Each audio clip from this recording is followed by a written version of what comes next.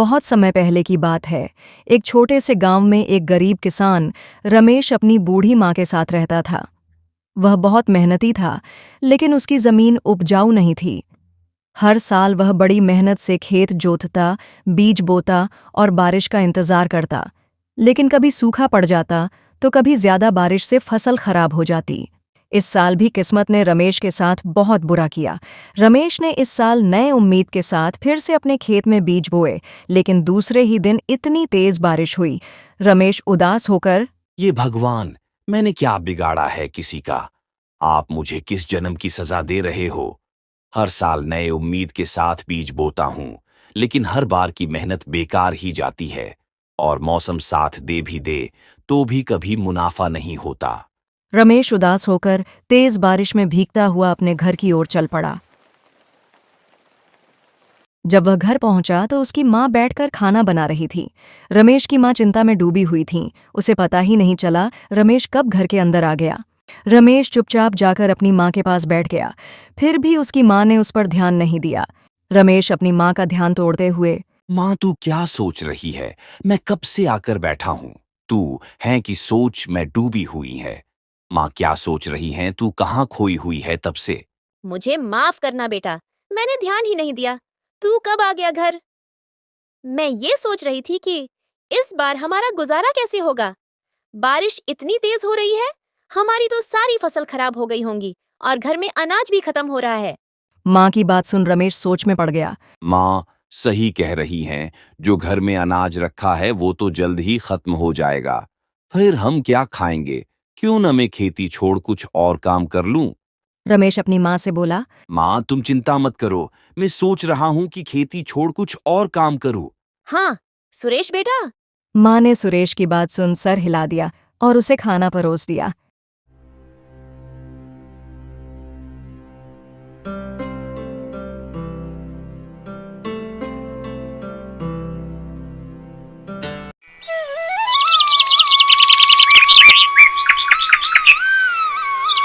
अगले दिन सुबह होते ही रमेश ने कुल्हाड़ी लिया और घर से निकल पड़ा। वह जंगल की तरफ चल पड़ा।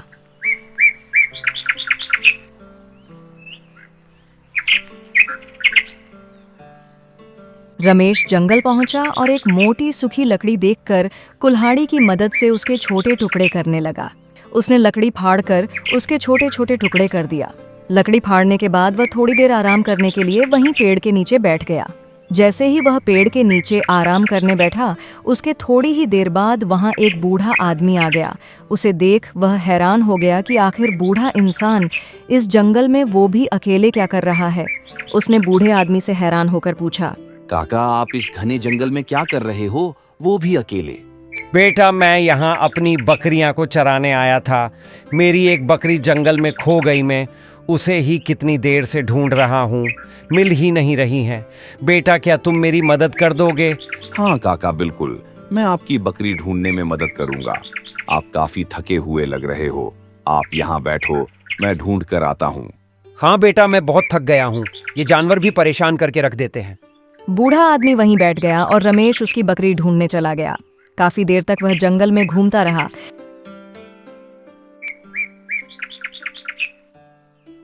लेकिन उससे कोई बकरी नजर नहीं आई। वह मायूस होकर वापस आ रहा था, तभी उसे रास्ते में एक बकरी दिखी। रमेश खुश हो गया। बकरी को देख रमेश थोड़ा हैरान हो गया। उसने ऐसे बकरी आज तक नहीं देखी थी। वह बकरी ज्यादा बड़ी नहीं थी और बहुत सुंदर लग रही थी। उसकी आंखें नीले रंग की थीं, उसका रंग सफेद था और उसके गले में सोने की घंटी बंधी हुई थी।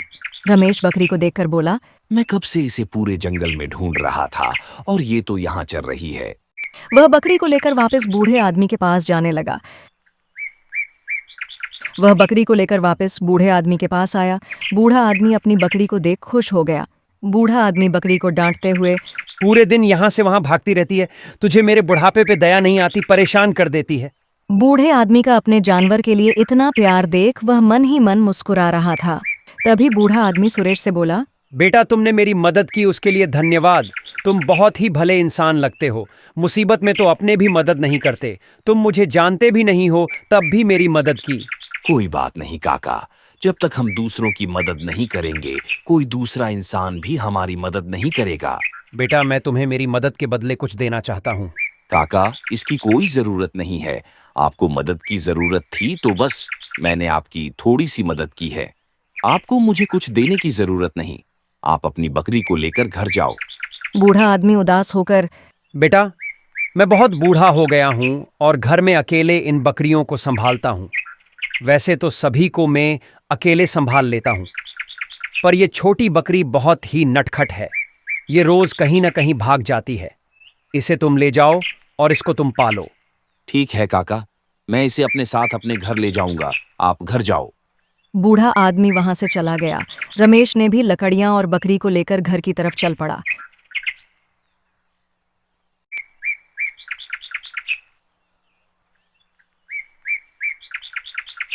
सुरेश घर पहुंचा। उसने लकड़ी बाहर रखी और वह अपने साथ बकरी को भी घर के अंदर ले आया।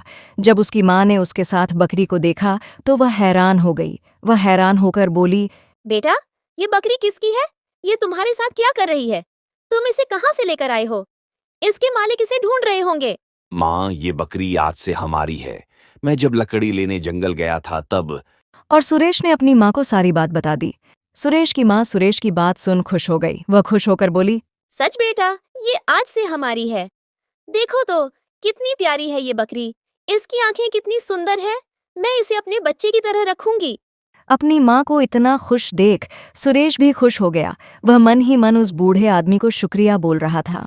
मां थोड़ी देर चुप रही, फिर कुछ सोचने लगी। सुरेश ने अपनी मां से पूछा, माँ, तुम क्या सोच रही हो? बेटा, मैं सोच रही हूँ इसका नाम चांदनी रखूं। कितनी प्यारी है ये। मन नहीं है इसे बकरी बोलने का। अरे माँ, रख दो, अब ये तुम्हारी ही है। अच्छा माँ, अब मुझे खाना दो, ऐसे बाद में प्यार करना।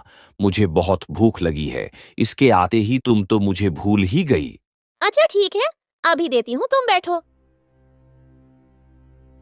मां ने सुरेश को खाना दिया और वह बकरी के लिए हरे हरे घास लेकर आई।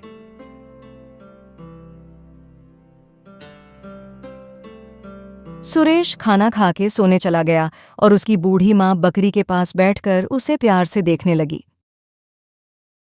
शाम को सुरेश सोकर उठा। उसे बाजार जाना था लकड़ियां बेचने। वह उठकर बैठ गया। जब वह उठा तो बकरी उसके सामने थी और मां घर पर नहीं थी। जब वह बाहर जाने लगा, उसने अपने बिस्तर के सामने सोने के छोटे छोटे गोल आकार के बहुत सारे गोले पड़े थे।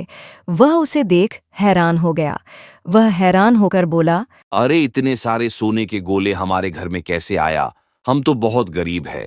हमारे घर में तो 1 रुपया भी नहीं है। फिर ये कहाँ से आया और ऐसे किसने फेंक दिया है? सुरेश इतना सोना देख हैरान हो गया। इसके बारे में अपनी मां से पूछने के लिए वह अपनी मां को आवाज लगाकर बुलाने लगा। माँ, माँ, कहाँ है तू? जल्दी अंदर आ। देख, हमारे घर में क्या पड़ा है। मां सुरेश की आवाज सुन दौड़कर घर के अंदर आई। उसने नीचे नहीं देखा और सुरेश से पूछने लगी, क्या हुआ सुरेश? तू ऐसे क्यों चिल्ला रहा है, जैसे किसी भूत को देख लिया हो? माँ, तू भी देखेगी तो हैरान हो जाएगी। तू नीचे तो देख, किसके ऊपर खड़ी है तू? जब मां ने नीचे देखा तो वह आश्चर्य से नीचे गिर पड़ी। मां हैरान होकर बोली, इतना सोना, बेटा ये कहाँ से आया? पता नहीं माँ, जब मैं सोकर उठा तो ये यहीं पड़ा हुआ था। तू तो जागी थी, मुझे लगा तुझे कुछ पता होगा। हाँ, मैं तब से घर पर ही थी। अभी कुछ देर पहले ही मैं बाहर गई थी, पर मैं घर के बाहर ही बैठी थी। हमारे घर में कोई भी नहीं आया। तो फिर माँ, ये कहाँ से आया? यहाँ तो तू, मैं और ये बकरी। इतना बोल सुरेश और उसकी मां दोनों बकरी की तरफ देखने लगे। फिर दोनों ने जब सोने को देखा तो वह बकरी की गोबर की तरह दिख रहा था, पर यह सोने का गोबर था। बेटा, यह सोना इस बकरी का गोबर है और ये कोई साधारण बकरी नहीं है, ये जादुई बकरी है। सुरेश और उसकी मां दोनों खुश हो गए। सुरेश खुशी से बोला, माँ, आज से हमारी गरीबी दूर हो जाएगी। माँ, हमारे पास सोने का गोबर देने वाली बकरी है। हम अब अमीर हो जाएंगे माँ। अब हमें किसी भी चीज की चिंता करने की जरूरत नहीं है। हाँ बेटा, लेकिन बेटा हमें इस जादुई बकरी को छुपा कर रखना होगा, वरना गांव के लोग हमें चोर समझेंगे और जब उन्हें पता लगेगा तो वह हमसे इसे छीनने की कोशिश करेंगे। ठीक है माँ, हम इस जादुई बकरी के बारे में किसी को भी नहीं बताएंगे। सुरेश की बकरी हर रोज दिन में एक बार सोने का गोबर देती, जिसे सुरेश इकट्ठा करके रख लेता था और जरूरत पड़ने पर सोने को बेचता था। अब सुरेश धीरे धीरे अमीर हो गया। उसकी बकरी हर रोज दिन में एक बार सोने का गोबर देती। सुरेश उस गोबर को बाजार में सुनहार को बेचता और अपनी आवश्यकता की चीज खरीदता। अब वह गांव के जमींदार से भी ज्यादा अमीर हो गया था, पर उसने कभी घमंड नहीं किया और न ही लालच किया। उसने अपने लिए एक सुंदर सा घर बनवाया जिसमें वह अपनी माँ के साथ रहता था। उसने गांव में गरीब लोगों की मदद की और आवश्यकता पड़ने पर लोगों को बिना ब्याज के उधार देने लगा। गांव वाले उसकी बहुत इज्जत करने लगे थे और गांव के लोग उससे बहुत प्यार करने लगे थे।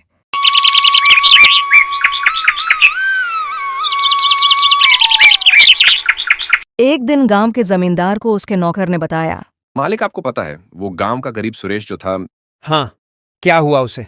मालिक वह अब बहुत अमीर हो गया है, वो आपसे भी ज्यादा अमीर हो गया है। क्या मजाक कर रहे हो तुम? कोई मुझसे ज्यादा अमीर नहीं हो सकता। मैं इस गांव का सबसे संपन्न हूं।